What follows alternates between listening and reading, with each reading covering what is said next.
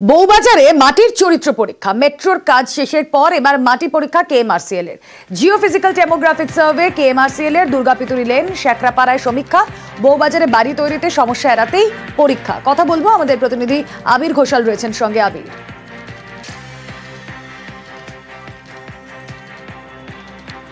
প্রথমত হচ্ছে যে বউবাজারে সুড়ঙ্গ দিয়ে মেট্রো চলাচল সময়ের অপেক্ষা, হয়তো 2 মাসের মধ্যে শুরু হয়ে যাবে। দ্বিতীয়ত বউবাজারে যেখানে বিপর্যয় ঘটেছিল সেই এপি সেন্টার, সেখানেও ভেঙে পড়া যে বাড়িগুলি রয়েছেন সেখানকার বাসিন্দাদের বাড়ি ফেরত দেওয়ার প্রক্রিয়া, তার নতুন বাড়ি তৈরি করার কাজও শুরু করা হবে। তো বউবাজারের এই জায়গাতে অর্থাৎ শেখরাপাড়া লেন, তারপর হচ্ছে যে দুর্গাপিতুরি লেন, ফুলবাগান লেন, এই গোটা জায়গা জুড়ে মাটির নিচে বহু জায়গাতে লুকানো জলস্তর বা অ্যাকুইফার রয়েছে, যেখানে কাজ করতে গিয়ে বারবার ধরে মেট্রোকে নানা ধরনের সমস্যার সম্মুখীন হতে হয়েছিল। আগামী সময়ে যাতে কাজ করতে গিয়ে নতুন কোনো সমস্যা তৈরি না হয়, আর যখন কোনো ট্রেন চলাচল করে তার একটা স্বাভাবিক কম্পন বা দুলুনি হয়, যাকে বলা হয় হরাইজন্টাল লার্চিং, যার জেরে একটা শব্দবন্ধ তৈরি হয়, একটা কম্পন তৈরি হয়, সেটা মাটির উপরে উঠে আসার পর যাতে কোনো ধরনের ক্ষতি না হয় সেটা দেখার জন্যই একদম একটা বিশেষজ্ঞ সংস্থা গিয়ে কেএমআরসিএল এর তরফ থেকে সার্ভের কাজ শুরু করানো হলো।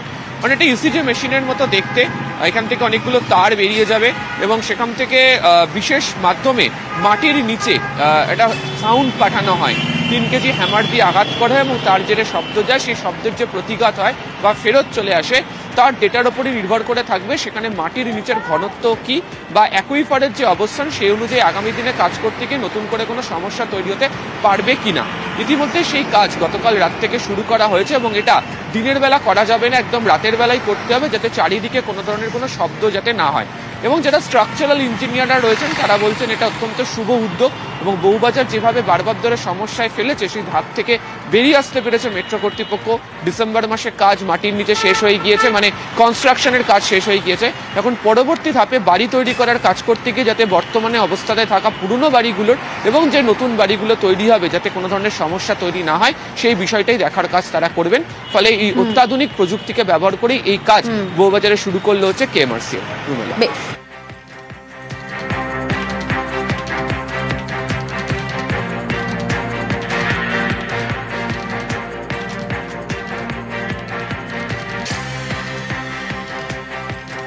যেহেতু এখানে কিছু ঘটনা ঘটেছে এবং বাড়ির ক্ষতিও হয়েছে যখন কাজটা হচ্ছিল, আজকের ব্যাপারটা অনেকটাই কন্ট্রোল কন্ডিশনে আসে।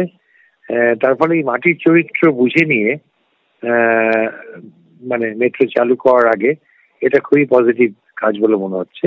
ওপরের যে বাড়িগুলো, সেই বাড়িগুলো কিন্তু যেহেতু ভঙ্গুর প্রকৃতির বাড়ি, অর্থাৎ বাড়ির ফাউন্ডেশন এখানকার অন্যান্য আজকাল মডার্ন বিল্ডিং এর ফাউন্ডেশন যেহেতু নয়, এই ভঙ্গুর চরিত্রটাকে মাথায় রেখে যেন কাজটা করা হয়।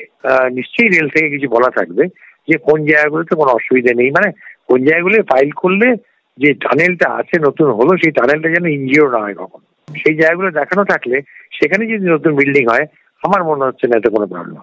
প্রবলেম পুরোনো বিল্ডিং গুলো নিয়ে হতে পারে, সেটার ব্যাপারে একটু সজাগ থাকা দরকার।